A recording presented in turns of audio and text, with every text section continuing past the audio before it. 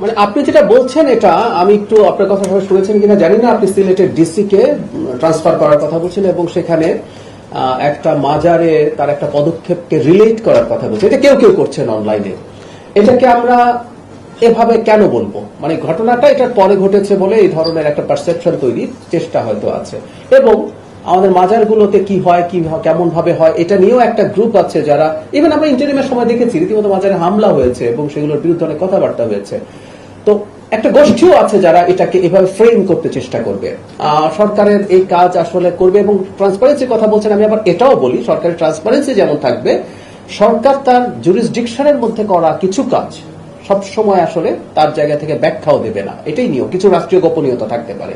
আর এই ব্যাপারে আমাদের মন্ত্রণালয় থেকে, জনপ্রশাসন মন্ত্রণালয় থেকে বলাই হয়েছে, বিবৃতি দেওয়া হয়েছে, এর বেশি আসলে আর কিছু বলার থাকবে না। কারণ স্পেকুলেশন নানান রকম করতে পারে। এই যে বললাম না, আমরা যখন যাই করি যাই ঘটাই না কেন নানান স্পেকুলেশন করতে থাকে। আমাদের সোশ্যাল মিডিয়াতে নানান রকম ইন্টারেস্ট গ্রুপ আছে।